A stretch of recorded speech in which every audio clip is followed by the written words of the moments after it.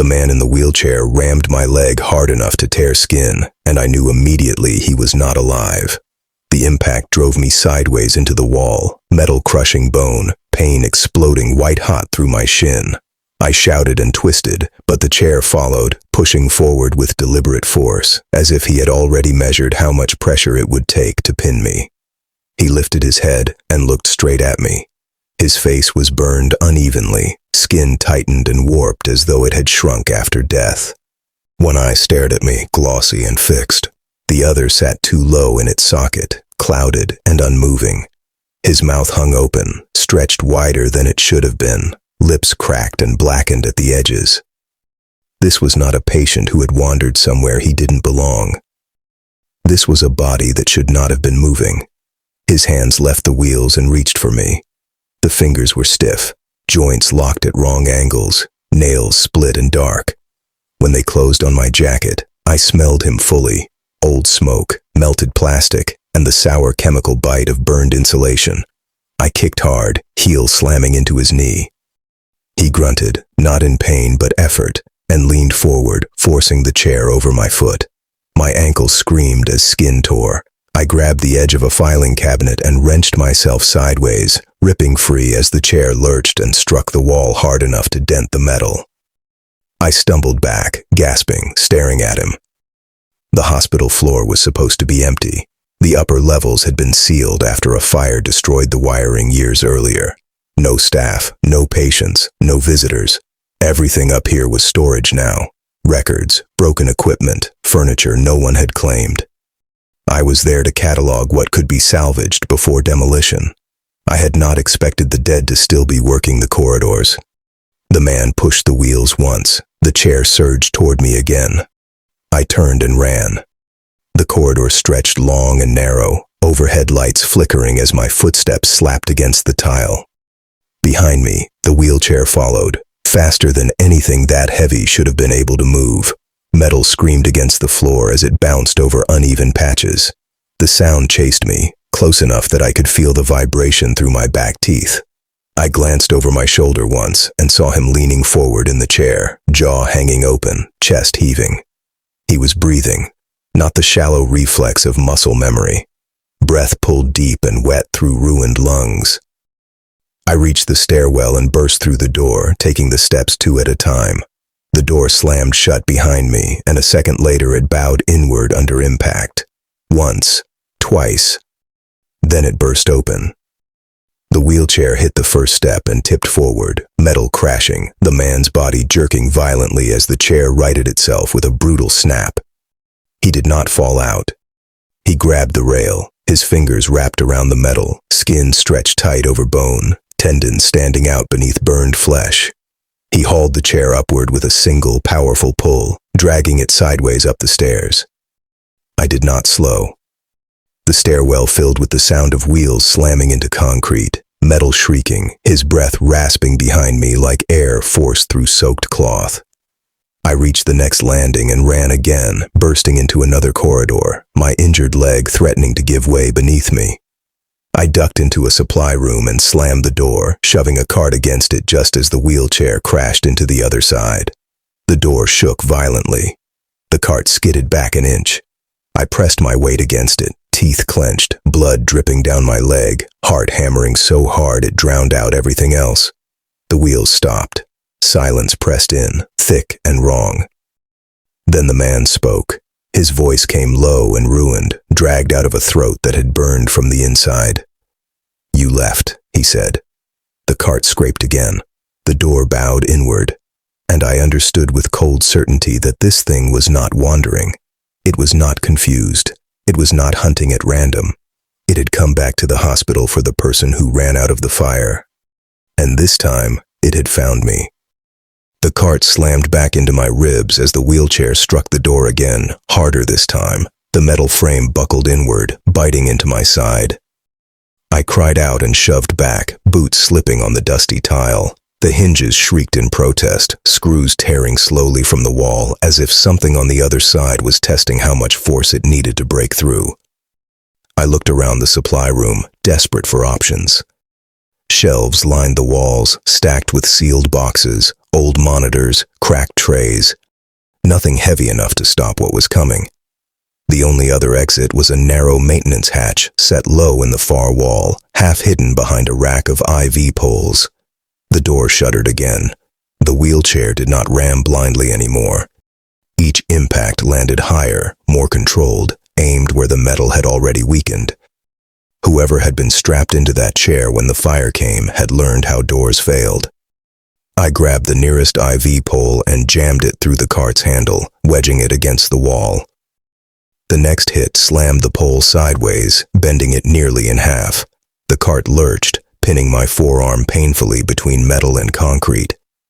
The door split down the middle. Burned fingers pushed through the gap, nails scraping as they searched for purchase. Skin stretched and tore without bleeding, the flesh beneath gray and slick, as if it had never fully cooled after the fire. I yanked my arm free and ran for the hatch. The wheelchair burst through the door behind me, wood exploding inward as the cart collapsed. The chair scraped into the room, wheels grinding over debris, the man's head lolling as he twisted sideways to clear the frame. I dropped to my knees and tore the hatch open. Cold air rushed up from below, carrying the smell of damp concrete and stagnant water. I slid feet first into the opening just as the chair slammed against the wall beside it. One burned hand snatched my ankle. The grip locked instantly, fingers clamping with unnatural strength. Pain flared as nails dug through fabric and skin. I kicked wildly, heel connecting with his wrist. Bone cracked, but the hand did not let go. I twisted, grabbed the edge of the hatch, and hauled myself downward. My boot tore free, skin ripping as I slipped through the opening and fell hard into darkness. I hit concrete shoulder first and rolled, breath blasting out of me in a ragged cry. The impact sent lightning through my injured leg. I lay there for a split second, stunned, staring up at the hatch as the burned face appeared in the opening above. He stared down at me, head tilted, jaw hanging open. Then the wheelchair tipped. The chair did not fit. It struck the edge of the hatch and wedged there, wheels spinning uselessly, metal shrieking as the frame twisted under its own weight. The man hissed, not in pain, but frustration, and reached down again. I dragged myself backward, scrambling across the concrete floor of the sub-level corridor. Pipes ran along the ceiling, dripping steadily into shallow puddles. Emergency lights glowed dim and red, bathing the space in a constant, sickly half-light. This level had flooded during the fire. It had never been reopened. I pushed myself up and limped forward, leaving a dark smear of blood behind me.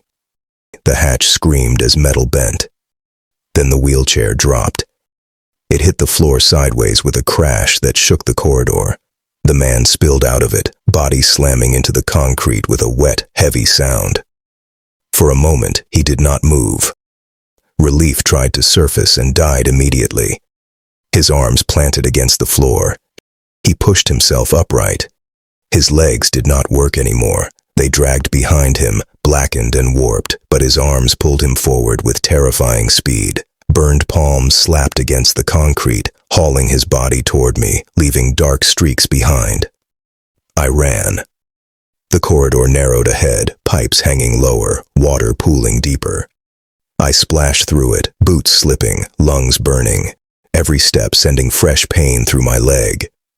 Behind me, his movement changed. The sound was wrong. No longer metal, no longer wheels. Just flesh dragging fast across concrete, wet and relentless, closing the distance inch by inch. I burst through a set of double doors and nearly collapsed inside a long ward stripped bare of beds and equipment. Curtains hung in tatters from ceiling rails, stirring faintly in the cold air. I stumbled between them, using the rows to break his line of sight. The dragging sound stopped. Silence pressed in, thick and suffocating. I held my breath, heart pounding so hard it hurt, listening. Water dripped, pipes groaned, then a curtain beside me shifted. I turned too late. His hand slammed into my chest, knocking me backward. I crashed into a bed frame still bolted to the floor, metal biting into my spine. The burned man loomed over me, one eye fixed, the other ruined socket glistening wetly. Up close, I saw the full damage. His torso was fused to the remains of hospital restraints, melted straps embedded in his flesh. Skin had split and healed wrong, pulling his mouth into a permanent stretched shape that made his breathing sound like tearing fabric. He grabbed my jacket and hauled me closer, his face lowered toward mine. "You ran," he rasped. Hot, rotten breath washed over me. I twisted, driving my elbow into his jaw. It connected with a dull crack, snapping his head sideways, but he did not release me. I slammed my fist into his throat. He recoiled, grip loosening, and I tore free, staggering back as he clawed at his neck, burned fingers digging into ruined flesh. I ran again, bursting through the far doors into a ramp leading upward. The incline burned my legs. My injured ankle threatened to give out completely. Behind me, he dragged himself forward, faster now, rage pulling him up the slope inch by inch. Light appeared ahead. The exit. I pushed harder, lungs screaming, vision tunneling, until I burst through the final door and stumbled out into the night air behind the hospital. I collapsed onto the gravel, gasping, sobbing, body shaking uncontrollably. Behind me, the door slammed shut. For several seconds, nothing happened. Then something heavy struck it from the inside. Once, twice. The metal bowed outward, but held. I crawled away, dragging myself toward the fence line, every nerve screaming. From behind the door, his voice carried through the steel, ruined and furious. "You don't leave twice." The banging stopped. The night went quiet. And as I lay there shaking, staring up at the dark outline of the hospital, I knew with absolute certainty I hadn't escaped him. I had only put distance between us. I didn't stand up when I reached the ground outside the hospital. My body refused. Instead, I crawled. Gravel tore into my palms as I dragged myself away from the doors, breath coming in sharp, uneven pulls.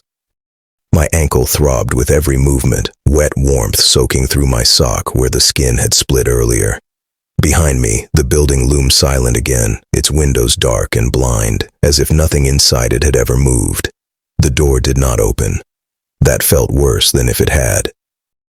I reached the fence and hauled myself upright, gripping the rusted wire until my arms shook. The hospital grounds stretched empty in every direction, the access road cutting down the hill toward the tree line. My car waited beyond the gate, keys still heavy in my pocket. I limped toward it, forcing my leg to move even as pain flared with every step. Halfway down the path, the lights inside the hospital came on. Not all of them, only the stairwell lights.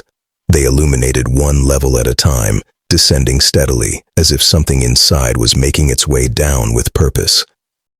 I stopped walking. The final stairwell door burst outward. He did not come out in the wheelchair. He came out dragging himself across the concrete on his arms, shoulders bunching and tearing through burned skin as he pulled forward. The ruined remains of the chair clattered uselessly behind him, tangled in twisted metal and melted restraints. He moved faster now. The slope worked in his favor. I ran. Pain exploded through my ankle as I pushed off, but fear carried me forward, stumbling down the road toward the gate. Behind me, the sound of flesh scraping against concrete followed, wet and rhythmic, closing the distance with terrifying consistency. I reached the gate and fumbled with the latch, fingers slick with blood. It resisted, rusted and stiff, until I slammed my shoulder into it and forced it open with a shriek of metal. I threw myself through and fell hard on the other side. The gate slammed shut behind me. For a moment, I believed it had saved me. Then his hand slipped through the bars. Burned fingers curled around the wire as metal creaked under the strain. His ruined legs dragged uselessly behind him while he forced his torso closer, face pressing between the bars, one ruined eye fixed on me. "You ran again," he rasped. I scrambled backward and forced myself upright, limping toward the car. The engine screamed in protest as I twisted the key, headlights flaring to life. The gate shrieked as metal warped. I reversed hard, tires spitting gravel, and tore down the road without looking back. I didn't stop driving until the sun came up. I didn't go home. I went to a clinic on the other side of the city, gave a false name, and let them stitch my leg without questions. I didn't mention burns. I didn't mention a hospital that officially no longer existed. For 2 days, nothing happened. On the third night, the smell returned. Burned plastic and old smoke filled my apartment, thick enough to sting my eyes. I woke choking on it, heart hammering, sheets tangled around my legs.